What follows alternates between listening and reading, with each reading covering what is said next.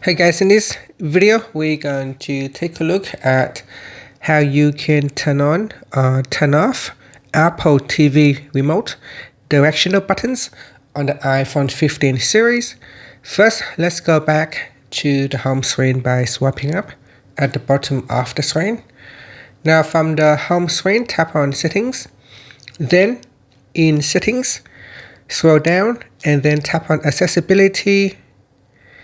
Next, we scroll down and then tap on Apple TV Remote. From here, tap on Directional Buttons. Tap on the toggle button to switch it on or turn it off.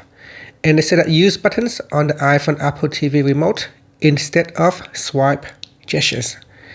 And that's it. After, you can tap on the back key, swipe up to go back to the home screen.